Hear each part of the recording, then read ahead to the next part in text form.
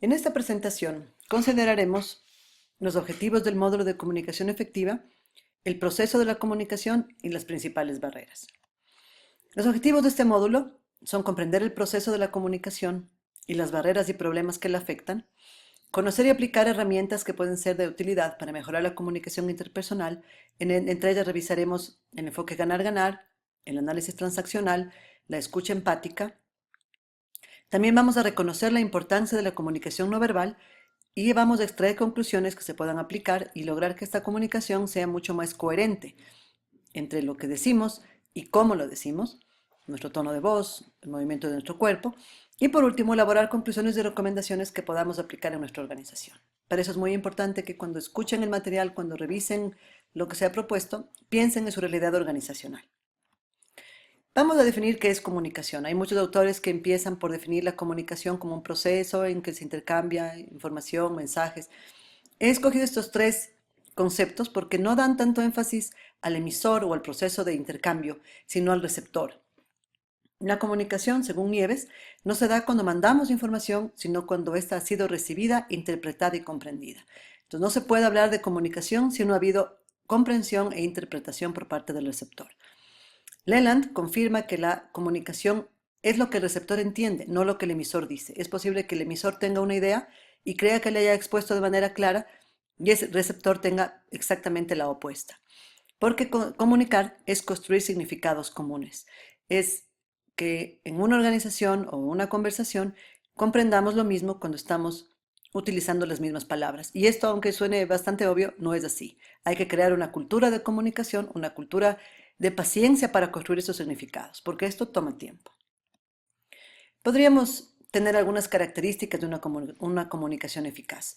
Primero, debemos recibir el mensaje, debe ser comprendido, debe ser recordado y debemos responder adecuadamente. Si un mensaje tiene estas características, podemos decir que ha sido eficaz. Y esta respuesta no es solamente verbal, también puede ser conductual.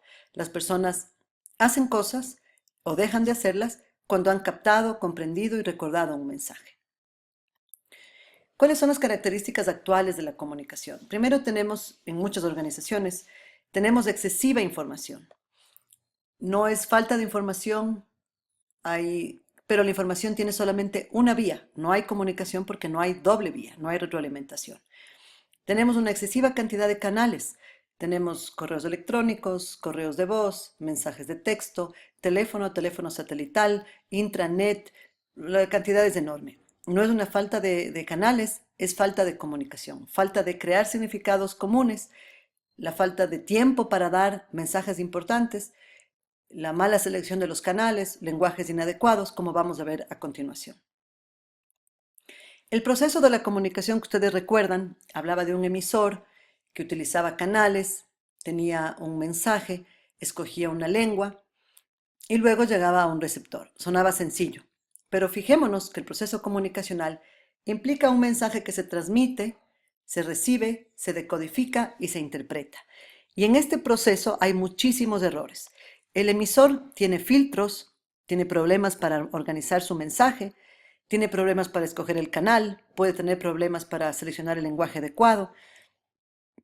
El receptor tiene filtros al recibir el mensaje, tiene dificultades para comprender el lenguaje, puede tener ruidos emocionales, ruidos psicológicos, puede tener problemas de relación con el emisor. Fíjense la cantidad de dificultades que hay en un sencillo proceso comunicacional. Quizá la única forma de salir de esas dificultades es trabajar en la retroalimentación, en ese regresar, en ese construir el significado común, que es nada más el proceso de confirmar si es que lo que yo he recibido realmente es lo que tú querías que yo reciba. Si estamos los dos en la misma página hablando de lo mismo. La retroalimentación permite que la información se convierta en comunicación, en significado común. Algunas barreras a la comunicación efectiva. Primero, las distorsiones y la percepción selectiva. Los seres humanos no vemos el mundo como es, sino como nosotros somos. Y 2/3 de lo que yo veo está dentro de mis ojos y no fuera de ellos. Esas son frases que ejemplifican cuán subjetiva es nuestra percepción, cuán abiertos, dispuestos, naturalmente estamos a las distorsiones. Por lo tanto, no hay que molestarse cuando alguien entendió las cosas a su estilo, eso es lo natural. Cuando alguien distorsionó la información, eso es lo esperado. Entonces, tenemos que trabajar para que esa percepción selectiva y esa distorsión se disminuya al máximo, y quizá la única forma de hacerlo es asegurar mensajes claros y retroalimentación continua, y además una buena relación entre las partes, que quizás sean las 3 recomendaciones más importantes, más básicas para mejorar la comunicación.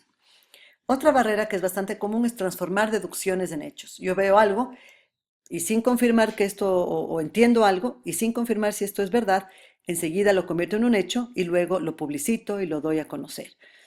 Una persona que yo veo corriendo a las 8:30 de la mañana en la oficina, luego se me ocurre comentar a todo el mundo que ha llegado tarde, cuando en realidad no ha llegado tarde, estaba corriendo al baño, había llegado mucho antes que yo, y ese comentario, esa deducción de alguien corriendo, yo asumo que está tarde y llegó tarde a la oficina, la transformo en un hecho y la riego a nivel de un rumor en la empresa y genero un mal ambiente, genero un hecho que va a generar conflictividad dentro de ese grupo humano.